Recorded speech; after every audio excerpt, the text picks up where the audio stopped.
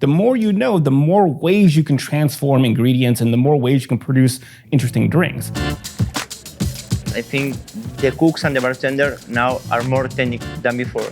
It's understand all the process in what we do. Evidentemente la tecnología nos ayuda a hacer las cosas mucho más eficientes. Pero no es solo tecnología, en realidad hay una ciencia detrás. But if you want to be good at your job, I do think it's helpful for people to understand certain things about the way drinks work, no matter what kind of drinks you make.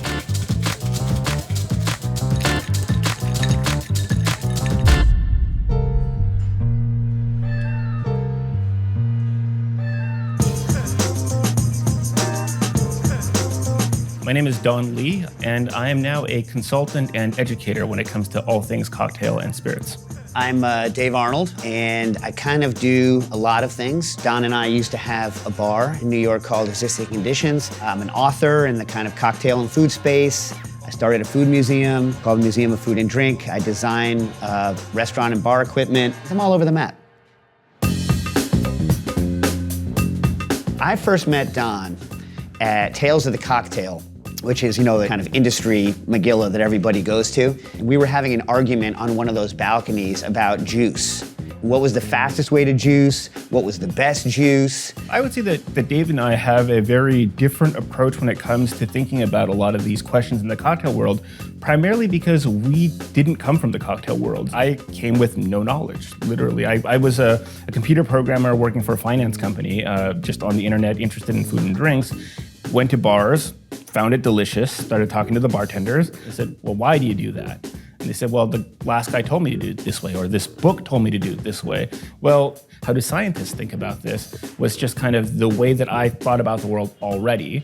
And so it was this outsider approach to asking these questions that I found that most people in the industry weren't asking, and then trying to figure it out for myself. I used to work at the French Culinary Institute as the director of culinary technology. And while I was tasked with coming up with culinary ideas, I spent a lot of my time coming up with bar ideas.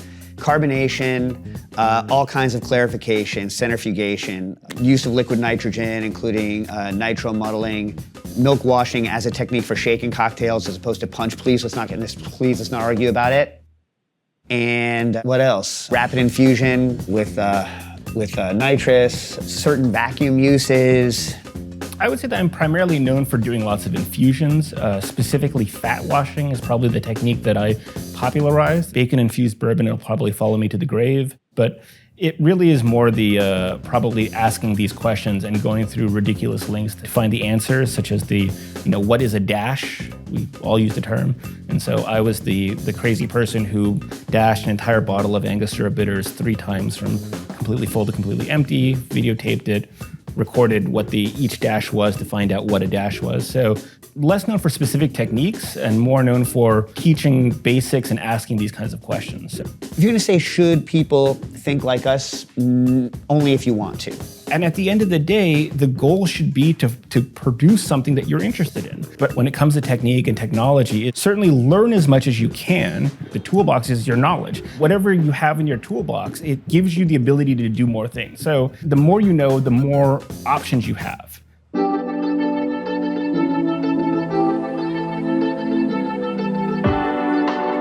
For me, when I create Carnival, part of the focus was the guarantee of all the process of the cocktail. So I consider to myself a very technical guy when we talk about bar. My name is Aaron Diaz. I am the cocktail chef of Carnival in Lima, Peru. We are focused on the little details, how many times the second is stirring a cocktail, or how many times is shaking, and also the sound of the shake, and also if the shaking is outside, freezing. So I can know if the cocktail needs less shake or little more. So probably we are obsessed with the techniques. It's understand all the process of what we do in all the areas in Carnival, So this is the station number 4. They usually prepare cocktail are muddling and shaking. This is station number 4. The third using gin, scotch, and bourbon. The 70% of the classic cocktails are making this. This is the station number 2.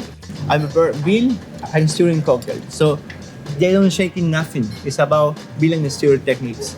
And now I will show you the first one, and we call the beast. The Beast is a huge station because they prepare different cocktail teams, so they combine techniques. I moved to Chicago for work at the Avery. For me, be bartender at the Avery changed my life. You need to be very perfectly with all you move when you're making cocktails, no?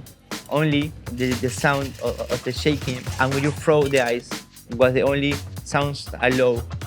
And when you make something wrong or full, all the people see like, what happened with you? You say, oh, sorry. So I learned a lot. Not only about I make cocktails, it's about very precisely in all details.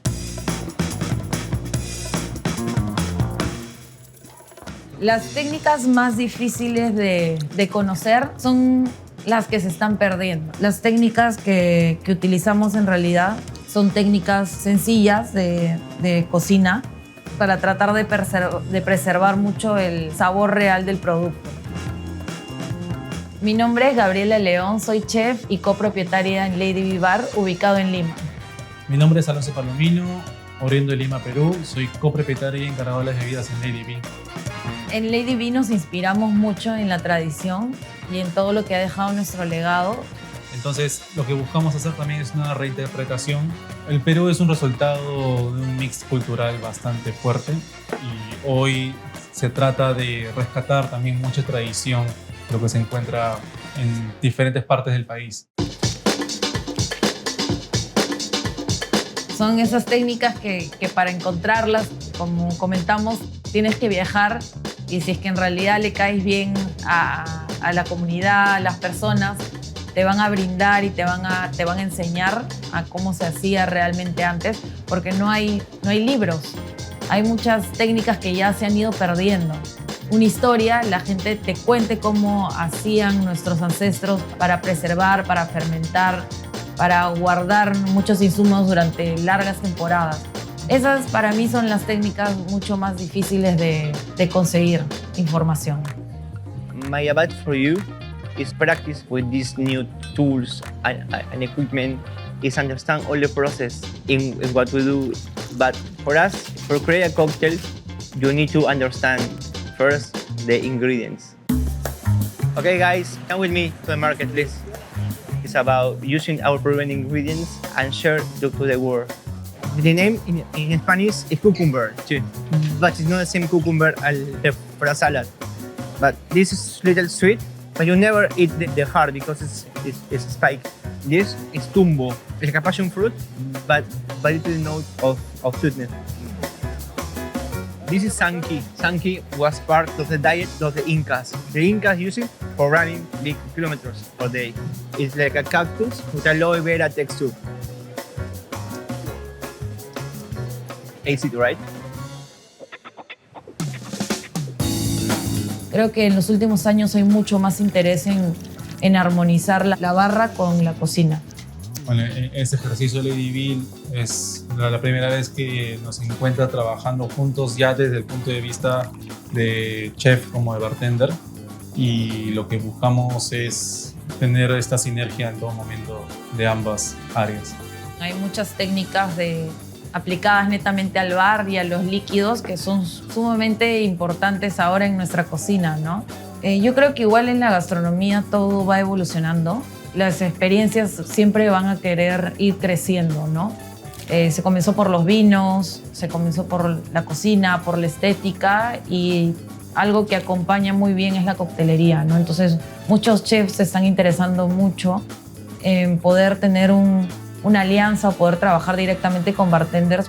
Y Perú sí está sucediendo algo importante en términos de gastronomía. Sin embargo, necesitamos seguir avanzando para que esto no sea algo pasajero. Y sea cocina, bar, cocina, lo importante es mantener el producto como protagonista. Where are you getting your information from, and then how do you change that information? Not just the physical people that you're talking to, and why it's important to then, I think, cite that, or to say where you got an idea, or what you were reading, or who you're talking to, is because it gives whoever is learning from you more information about where it came from and how they can further their own research. So not only does it make you, I think, stupider to try to pretend that you've come up with everything in a vacuum, I think it makes you a worse person, you know what I mean? I think it's also unhelpful for the people that you're teaching.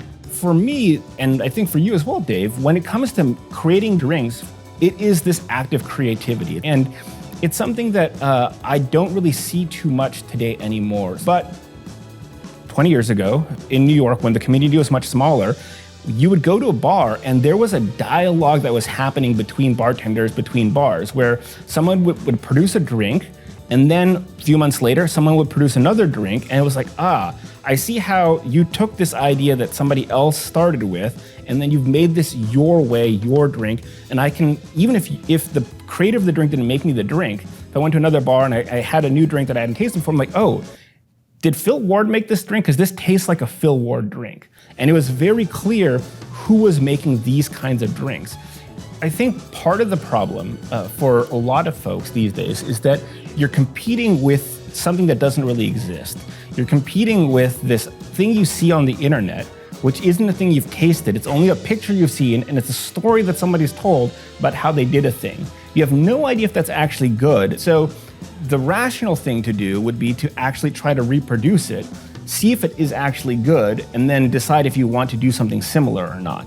But often they don't take that step. And this leads to kind of this like larger question of how do you then come up with a drink? How do you create something new? Why is this a drink that you created? And why is it that you're the only person who could have created this? And that's the thing I want to see when I taste a cocktail.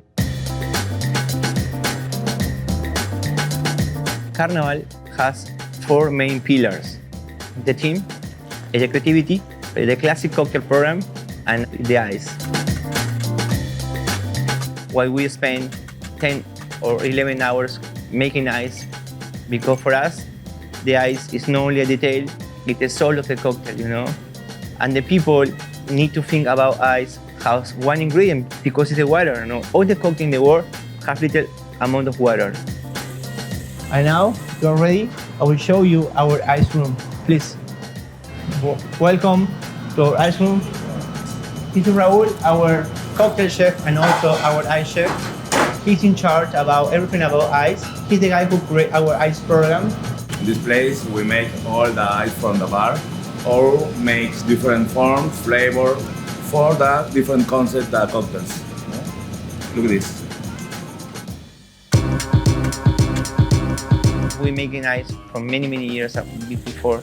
And of course, we commit a lot of mistakes in the past, no? But now, we are on the way.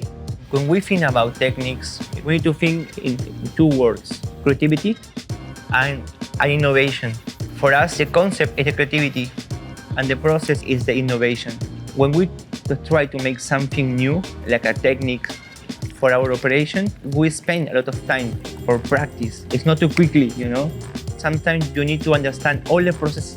If we're talking about ice, for example, if we make one cocktail with a beautiful ice, it's perfect, one of them.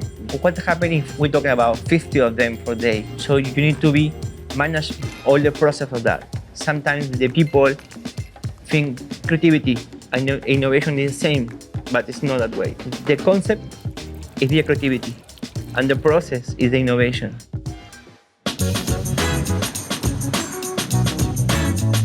I would say that when we talk about this scientific approach to cocktails, we use the term scientific because we don't really have a better way of describing it. And often, it may be conflated with the very specific idea of the scientific method of coming up with a hypothesis and testing that. But for me, it's more about just being curious as to why things happen this way. In the early aughts, nobody knew how stirring and shaking actually worked. It seems crazy, but like from a technical perspective, nobody understood how chilling and dilution worked, what the difference between stirring and shaking a cocktail was. So I did a lot of, work figuring out, it doesn't really matter what kind of ice you shake with, right? And, we did a bunch of tests with a bunch of well-known bartenders with a bunch of different kinds of ice over time. And, oh my God, ice doesn't matter. It's all hokum. All of the stuff that everyone said is all BS. Turns out, right, that was true for the types of ice I tested. But if you take a big cube and shake with that cube, it actually, I have a patent on this now, it like changes the texture of the drink. It makes it better, right? And I hadn't tested that. So I had said, this is true because I had extrapolated beyond my data set. And we all do this. So you really can't take for granted what somebody says. You have to, as a human, make extrapolations, but there is no truth unless you've tested it. So if you have an observation that goes against truth, then you should believe your observation and try to figure out why your observation is different from what you think you know. The problem usually arises because people don't think about all the variables. And so this ice question as a good example, it's about controlling the variables and understanding what the things are. So the effect that Dave mentioned about the big block and the effect that has actually nothing to do with the dilution and the cold. That has to do with the aeration and the texture of the drink, which does get affected by the size of the ice cube, but it actually doesn't have to be ice, which is this other thing that Dave discovered. So by throwing in an object, whether it's a lime or a hunk of rubber, as Yeah, you it just needs created, to be roughly the size. about a 2-inch cube. The size of your shake. Right. Yeah. If you put a large object, be it ice or not, in the shaker, that will have an effect in the aeration of the drink. So again, it's not the fact that you're using bigger ice, it's that there's a large mass that is creating aeration. So it is these little details that then, when people relate the story later, get lost and it becomes apocryphal and becomes something else.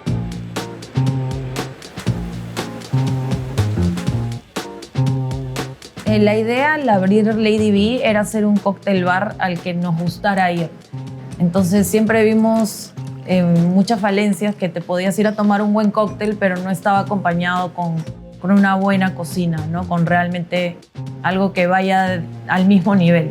Llega un insumo al local, se trabaja primero en la barra para la coctelería y luego tratamos de, por asimilación, trabajar el mismo producto en la cocina. Entonces buscamos constantemente integrar tanto alimento como bebida y viceversa. Sí, no es solo tecnología, en realidad hay una ciencia detrás. Sentimos que para transformar un alimento tenemos que conocer cómo se estructura el alimento, cuáles son las propiedades, qué pasa con la transformación. En esta carta tenemos un cóctel que se llama Ocamashua. Son 2 tubérculos andinos. En la sierra comúnmente se suele solear los tubérculos para generar mucho más dulzor natural, ¿no? Al haber una especie de deshidratación, generamos mucho más azúcares.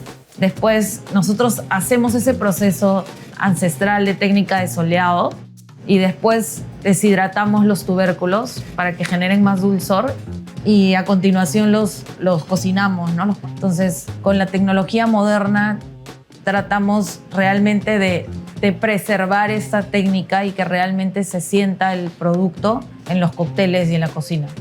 Y si con la tecnología nos podemos ayudar para optimizar productos, para poder tenerle más presentaciones y generar también nuevos sabores, pues si hacemos un mix de ambos sería un super plus para el servicio. Sentimos que igual hay que tener una armonía, una tecnología adecuada para que en realidad el cóctel y lo que vayamos a presentar salga bien.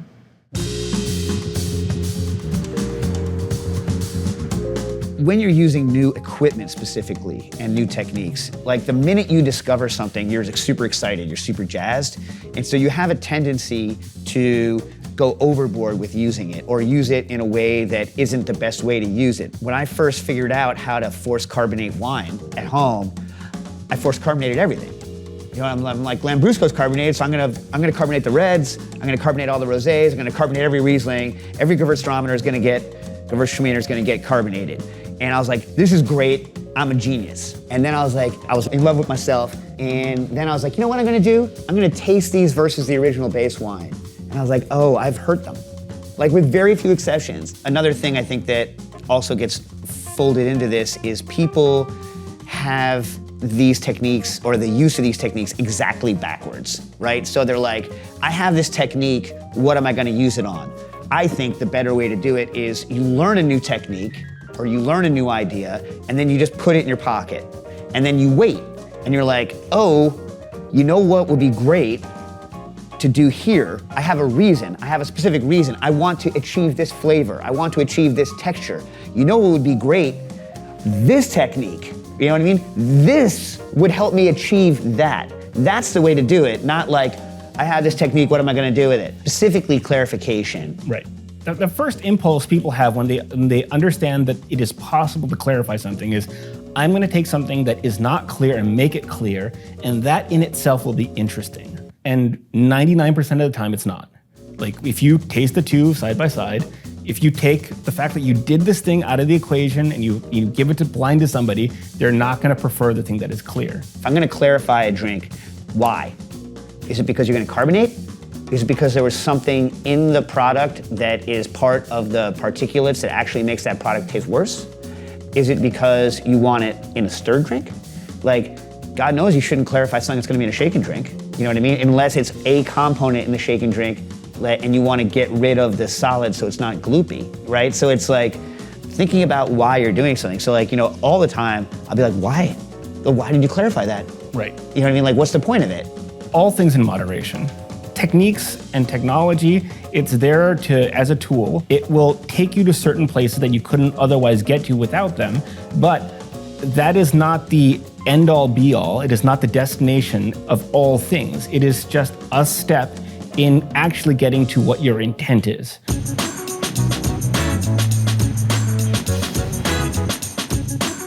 Bueno, nosotros como bar no hemos creado ninguna técnica, en realidad nos hemos arraigado mucho a cómo ha evolucionado la cocina.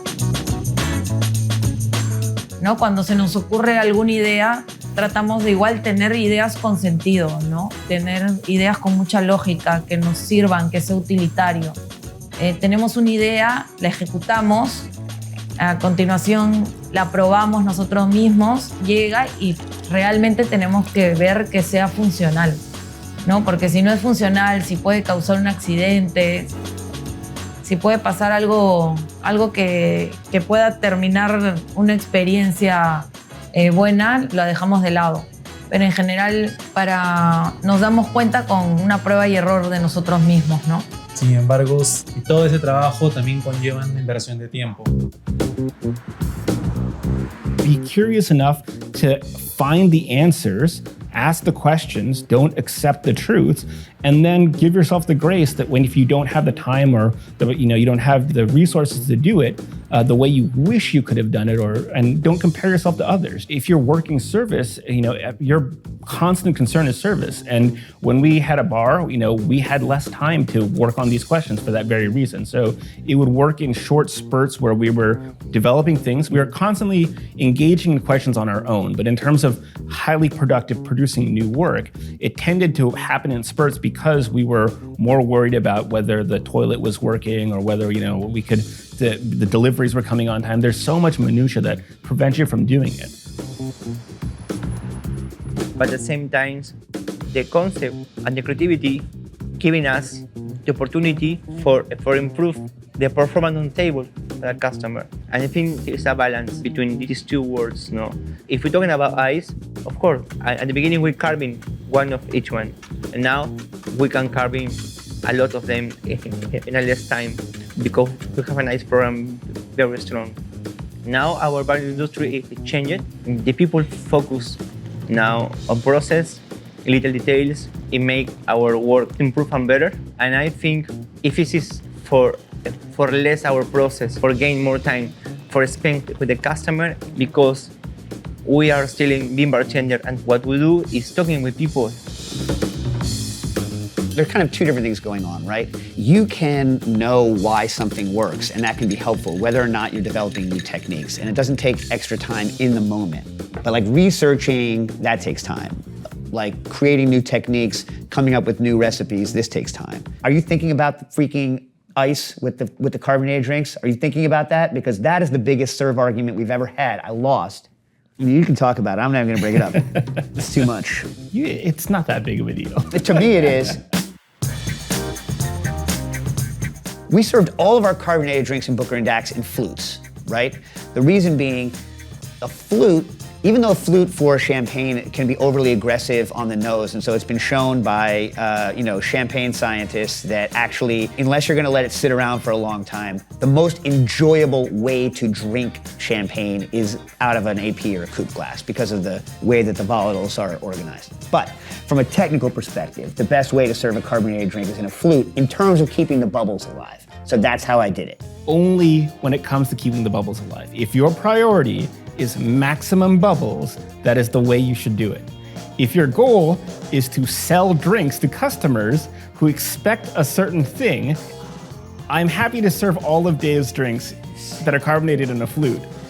For the purpose of a bar, when we are serving guests, I tried to sell the cocktail to the guests. So we line up all these carbonated drinks in Collins glasses with ice and in Flutes, chilled with liquid nitrogen, perfect serve, delicious. And then we asked people, and so they felt a little sheepish. They're like, well, yes, the drink is technically better, but I'm enjoying drinking it off of in the Collins glass with the rocks. I've walked out.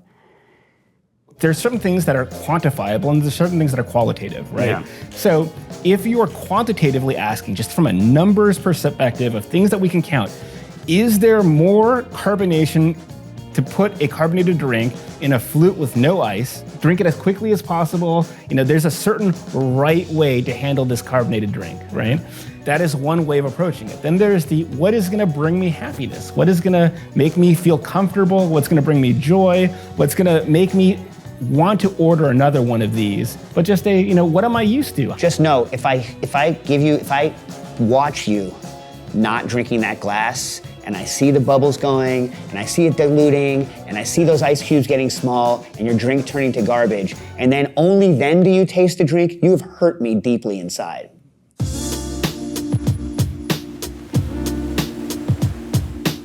Para nosotros creo que no se deberían mencionar las técnicas utilizadas para la preparación de los cócteles ni de los platos. Creo que confundimos un poco más al cliente.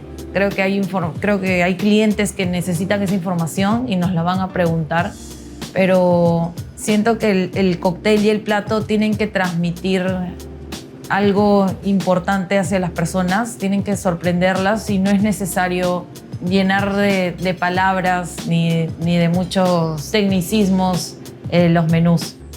Para nosotros es una carta mucho más limpia, ¿no? Cuando reconozcamos a aquellas personas que buscan mucho más información, mucho más tecnicismo, nosotros estaremos súper contentos de compartir todos los caminos para haber llegado al producto final.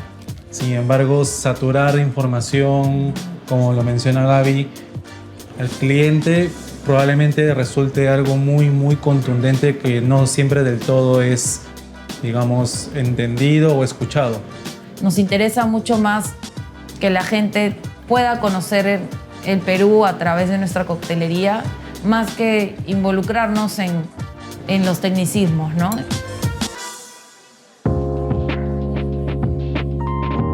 When I design vessel with a Peruvian artist, I try to think in how it could be a fantasy or a performance. For example, our famous cocktail Carnival, like a punch. The presentation of the cocktail is the most fabulous in our bar, like a big lamp. Probably this is part of the success of this cocktail. We sell a lot. The presentation of the cocktail is one of the key of Carnival, and the performance on table. Desde que abrimos Lady B decidimos no tener vajilla que no sea transparente, porque nosotros queríamos que la gente se sorprenda cuando tome líquido, más que se sorprenda por lo que vea por fuera, ¿no? Pero la estética es bastante importante, ¿no? Creo que es la cereza del pastel para todo el trabajo que se vino realizando en la temporada. I have always spent not enough of my energy at that last second. You know what I mean? So you can ruin all of your good work by not doing a good serve. The most important point of getting the temperature on a serve is also about getting the taste of it when its temperature is not ideal. So we always had the 15-minute test. We're like, oh, this is great. Put it on the bar, don't touch it. Let's taste it in 15 minutes. If it still is good, and if it's turned to crap, it means that drink wasn't temperature insensitive enough. There are many, rungs on this ladder, and you can exist in this spectrum. It's also, to a large degree, understanding yourself. And you need to figure out what is interesting to you and pursue the things that are interesting to you. Because no matter how fancy the techniques are, if you're not interested in them, you're not gonna produce something interesting from them. And so follow your interest, and whatever that interest may be, whether it's a technique, new or old, whether it is no techniques, whatever it might be, don't compare yourself to others. Just be content in finding your interest and satisfying your own curiosity.